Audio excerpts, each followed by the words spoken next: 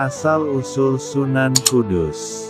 Menurut salah satu sumber, Sunan Kudus adalah putra Raden Usman Haji yang bergelar Sunan Ngudung dari Jipang Panolan.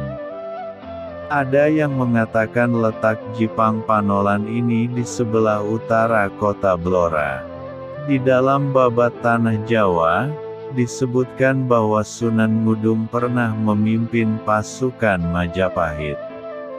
Sunan Ngudung selaku Senopati Demak berhadapan dengan Raden Husain atau Adipati Terung dari Majapahit. Dalam pertempuran yang sengit dan saling mengeluarkan aji kesaktian itu Sunan Ngudung gugur sebagai pahlawan syahid. Kedudukannya sebagai Senopati Demak kemudian digantikan oleh Sunan Kudus yang puteranya sendiri yang bernama asli Jafar Shodiq.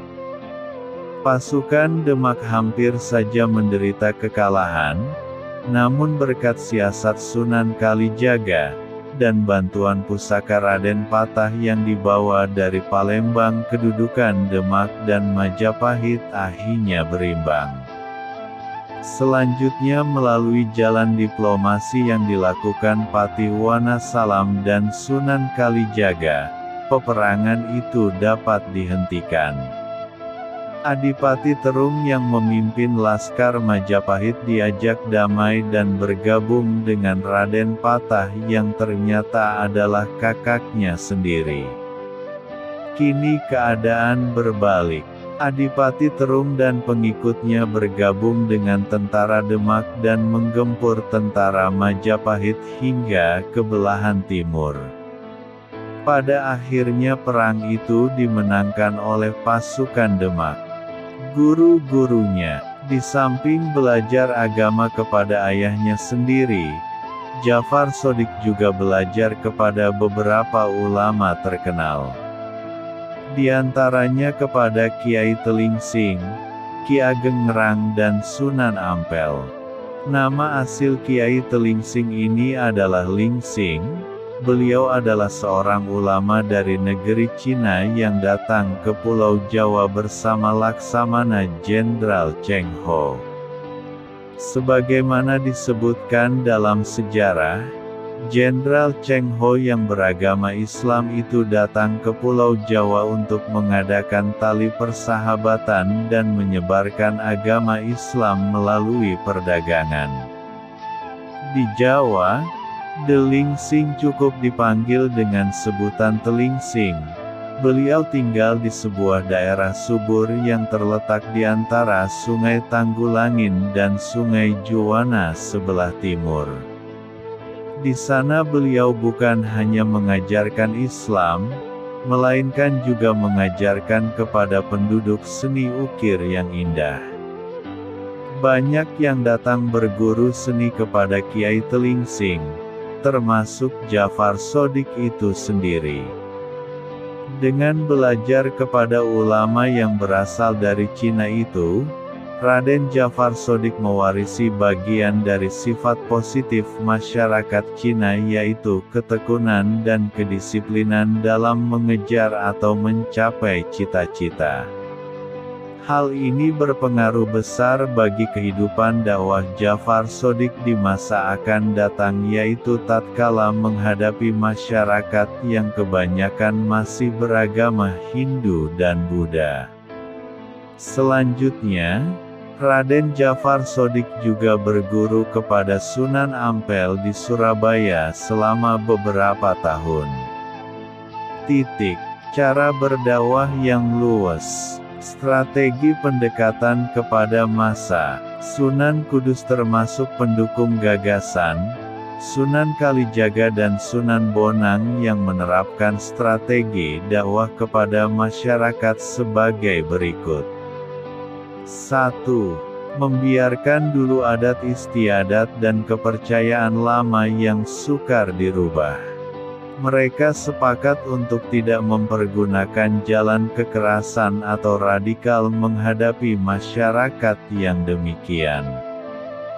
2. Bagian adat yang tidak sesuai dengan ajaran Islam tetapi mudah dirubah maka segera dihilangkan. 3. Tutwuri Handayani, artinya mengikuti dari belakang terhadap kelakuan dan adat rakyat tetapi diusahakan untuk dapat mempengaruhi sedikit demi sedikit dan menerapkan prinsip Tutwuri Hangiseni. Artinya mengikuti dari belakang sambil mengisi ajaran agama Islam.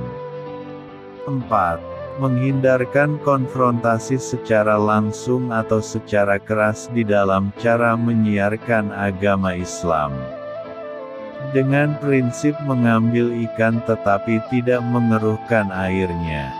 5. Pada akhirnya boleh saja merubah adat dan kepercayaan masyarakat yang tidak sesuai dengan ajaran Islam tetapi dengan prinsip tidak menghalau masyarakat dari umat Islam. Kalangan umat Islam yang sudah tebal imannya harus berusaha menarik simpati masyarakat non-Muslim agar mau mendekat dan tertarik dengan ajaran Islam. Hal itu tak bisa mereka lakukan kecuali dengan konsekuen. Sebab dengan melaksanakan ajaran Islam secara lengkap otomatis tingkah laku dan gerak-gerik mereka sudah merupakan dakwah nyata yang dapat memikat masyarakat non-Muslim.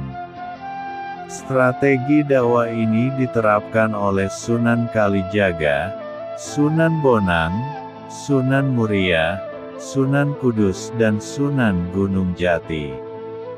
Karena siasat mereka dalam berdakwah tak sama dengan garis yang ditetapkan oleh Sunan Ampel maka mereka disebut kaum abangan atau aliran Tuban. Sedang pendapat Sunan Ampel yang didukung Sunan Giri dan Sunan Derajat disebut kaum putihan atau aliran Giri. Namun atas inisiatif Sunan Kalijaga, kedua pendapat yang berbeda itu pada akhirnya dapat dikompromikan. Merangkul masyarakat Hindu. Di Kudus pada waktu itu penduduknya masih banyak yang beragama Hindu dan Buddha. Untuk mengajak mereka masuk Islam tentu bukannya pekerjaan mudah. Terlebih mereka yang masih memeluk kepercayaan lama dan memegang teguh adat istiadat lama, jumlahnya tidak sedikit. Di dalam masyarakat seperti itulah Jafar Shodiq harus berjuang menegakkan agama. Pada suatu hari Sunan Kudus atau Jafar Shodiq membeli seekor sapi, dalam riwayat lain disebut kebo Gumarang. Sapi tersebut berasal dari Hindia, dibawa para pedagang asing dari kapal besar. Sapi itu ditambatkan di halaman rumah Sunan Kudus. Rakyat Kudus yang kebanyakan beragama Hindu itu tergerak hatinya, ingin tahu apa yang akan dilakukan Sunan Kudus terhadap sapi itu. Sapi dalam pandangan Hindu adalah hewan suci yang menjadi kendaraan para dewa. Menyembelih sapi adalah perbuatan dosa yang dikutuk para dewa. Lalu apa yang dilakukan Sunan Kudus? Apakah Sunan Kudus hendak menyembelih sapi di hadapan rakyat yang kebanyakan justru memujanya dan menganggap binatang keramat? Itu berarti Sunan Kudus melukai hati rakyatnya sendiri. Dalam tempo singkat halaman rumah Sunan Kudus dibanjiri rakyat, baik yang beragama Islam maupun Buddha. Setelah jumlah penduduk yang datang bertambah banyak, Sunan Kudus keluar dari dalam rumahnya. Sedulur-sedulur yang saya hormati, segenap sanak kadang yang saya cintai, Sunan Kudus membuka suara. Saya melarang saudara-saudara menyakiti apalagi menyembelih sapi. Sebab di waktu saya masih kecil, saya pernah mengalami saat yang berbahaya, hampir mati kehausan lalu seekor sapi datang menyusui saya. Mendengar cerita tersebut para pemeluk agama Hindu terkagum-kagum. Mereka menyangka Jafar Shodiq itu adalah titisan Dewa Wisnu, maka mereka bersedia mendengarkan ceramahnya. Demi rasa hormat saya kepada jenis hewan yang pernah menolong saya, maka dengan ini saya melarang penduduk Kudus menyakiti atau menyembelih sapi. Kontan para penduduk terpesona atas kisah itu. Sunan Kudus melanjutkan, salah satu di antara surat-surat Al-Quran yaitu surat yang kedua dinamakan surat sapi atau dalam bahasa Arabnya Al-Baqarah, kata Sunan Kudus. Masyarakat semakin tertarik. Kok ada sapi di dalam Al-Quran? Mereka menjadi ingin tahu lebih banyak dan untuk itulah mereka harus sering-sering datang mendengarkan keterangan Sunan Kudus. Demikianlah, sesudah simpati itu berhasil diraih akan lapanglah jalan untuk mengajak masyarakat berduyun-duyun masuk agama Islam. Bentuk masjid yang dibuat Sunan Kudus pun tak jauh bedanya dengan candi-candi milik orang Hindu. Lihatlah Menara Kudus yang antik itu, yang hingga sekarang dikagumi orang di seluruh dunia karena keanehannya. Dengan bentuknya yang mirip candi itu orang-orang Hindu merasa akrab dan tidak takut atau segan masuk ke dalam masjid guna mendengarkan ceramah Sunan Kudus. Merangkul masyarakat Buddha. Sesudah berhasil menarik umat Hindu ke dalam agama Islam hanya karena sikap toleransi yang tinggi, yaitu menghormati sapi yang dikeramatkan umat Hindu dan membangun menara masjid mirip dengan candi Hindu. Kini Sunan Kudus bermaksud menjaring umat Buddha. Caranya memang tidak mudah, harus kreatif dan tidak bersifat memaksa. Sesudah masjid berdiri, Sunan Kudus membuat padasan atau tempat wudhu dengan pancuran yang berjumlah 8. Masing-masing pancuran diberi arca kepala kebo gumarang di atasnya. Hal ini disesuaikan dengan ajaran Buddha, jalan berlipat 8, atau Sanghika Marga, yaitu 1. Harus memiliki pengetahuan yang benar. 2. Mengambil keputusan yang benar. 3. Berkata yang benar. 4. Hidup dengan cara yang benar. 5. Bekerja dengan benar. 6. Beribadah dengan benar. 7. Dan menghayati agama dengan benar. Usahanya pun membuahkan hasil. Banyak umat Buddha yang penasaran. Untuk itu Sunan Kudus memasang lambang wasiat Buddha itu di padasan atau tempat berwudu, sehingga mereka berdatangan ke masjid untuk mendengarkan keterangan Sunan Kudus. Selamatan Mitoni. Di dalam cerita tutur disebutkan bahwa Sunan Kudus itu pada suatu ketika gagal mengumpulkan rakyat yang masih berpegang teguh pada adat istiadat lama. Seperti diketahui, rakyat Jawa banyak melakukan adat istiadat yang aneh, yang kadangkala bertentangan dengan ajaran Islam. Misalnya berkirim sesaji di kuburan untuk menunjukkan bela sungkawa atau berduka cita atas meninggalnya salah seorang anggota keluarga. Selamatan Neloni, Mitoni dan lain-lain. Sunan Kudus sangat memperhatikan upacara-upacara ritual tersebut dan berusaha sebaik-baiknya untuk merubah atau mengarahkannya dalam bentuk Islami. Hal ini dilakukan juga oleh Sunan Kalijaga dan Sunan Muria.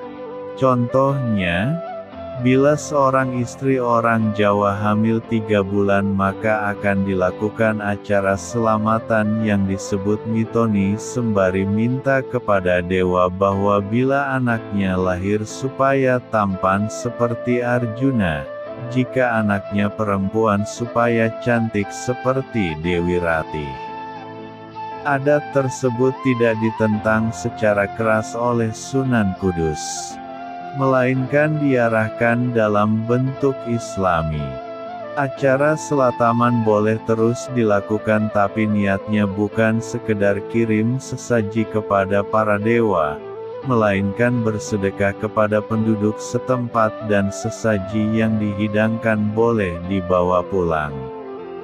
Sedangkan permintaannya langsung kepada Allah dengan harapan anaknya lahir laki-laki akan berwajah seperti Nabi Yusuf, dan bila perempuan seperti Siti Maryam ibunda Nabi Isa. Untuk itu sang ayah dan ibu harus sering membaca surat Yusuf dan surat Maryam dalam Al-Quran. Sebelum acara selamatan dilaksanakan diadakanlah pembacaan layang Ambiya atau sejarah para nabi. Biasanya yang dibaca adalah bab Nabi Yusuf. Hingga sekarang acara pembacaan layang Ambiya yang berbentuk tembang Asmarandana, Pucung Del itu masih hidup di kalangan masyarakat pedesaan. Berbeda dengan cara lama, pihak tuan rumah membuat sesaji dari berbagai jenis makanan, kemudian diikrarkan, hajatkan di hajatan oleh sang dukun atau tetua masyarakat. Setelah upacara sakral itu dilakukan, sesajinya tidak boleh dimakan melainkan diletakkan di candi, di kuburan atau tempat-tempat sunyi di lingkungan tuan rumah. Ketika pertama kali melaksanakan gagasannya, Sunan Kudus pernah gagal, yaitu beliau mengundang seluruh masyarakat, baik yang Islam maupun yang Hindu dan Buddha, ke dalam masjid. Dalam undangan disebutkan hajat Sunan Kudus yang hendak mitoni dan bersedekah atas hamilnya sang istri yang telah 3 bulan. Sebelum masuk masjid, rakyat harus membasuh kaki dan tangannya di kolam yang sudah disediakan. Dikarenakan harus membasuh tangan dan kaki inilah banyak rakyat yang tidak mau, terutama di kalangan Hindu dan Buddha. Inilah kesalahan Sunan Kudus. Beliau terlalu mementingkan pengenalan syariat berwudu kepada masyarakat, tapi akibatnya masyarakat malah menjauh. Apa sebabnya? Karena iman mereka atau tauhid mereka belum terbina. Maka pada kesempatan lain, Sunan Kudus mengundang masyarakat lagi. Kali ini tidak usah membasuh tangan dan kakinya waktu masuk masjid. Hasilnya sungguh luar biasa. Masyarakat berbondong-bondong memenuhi undangannya. Di saat inilah Sunan Kudus menyisipkan bab keimanan dalam agama Islam secara halus dan menyenangkan rakyat. Caranya menyampaikan materi cukup cerdik, ketika rakyat tengah memusatkan perhatiannya pada keterangan Sunan Kudus, tetapi karena waktu sudah terlalu lama, dan dikhawatirkan mereka jenuh, Sunan Kudus mengakhiri ceramahnya. Cara tersebut kadang mengecewakan, tapi disitulah letak segi positifnya, rakyat ingin tahu kelanjutan ceramahnya. Dan pada kesempatan lain mereka datang lagi ke masjid, baik dengan undangan maupun tidak. Karena ingin tahu itu demikian besar, mereka tak peduli lagi pada syarat yang diajukan Sunan Kudus, yaitu membasuh kaki dan tangannya lebih dahulu, yang lama-lama menjadi kebiasaan untuk berwudu. Dengan demikian Sunan Kudus berhasil menebus kesalahannya di masa lalu. Rakyat menaruh simpati dan menghormatinya. Cara-cara yang ditempuh untuk mengislamkan masyarakat cukup banyak. Baik secara langsung melalui ceramah agama maupun ado kesaktian dan melalui kesenian. Beliaulah yang pertama kali menciptakan tembang Mijil dan Mas Kumambang. Di dalam tembang-tembang tersebut beliau sisipkan ajaran-ajaran agama Islam. Sunan Kudus di negeri Mekah. Di dalam legenda dikisahkan bahwa Raden Jafar Shodiq itu suka mengembara, baik ke tanah Hindustan maupun ke tanah suci Mekah. Sewaktu berada di Mekah beliau menunaikan ibadah haji. Dan kebetulan di sana ada wabah penyakit yang sukar diatasi. Penguasa negeri Arab mengadakan sayembara, siapa yang berhasil melenyapkan wabah penyakit itu akan diberi hadiah harta benda yang cukup besar jumlahnya. Sudah banyak orang mencoba tapi tidak pernah berhasil. Pada suatu hari Sunan Kudus atau Jafar Shodiq menghadap penguasa negeri itu tapi kedatangannya disambutnya dengan sinis.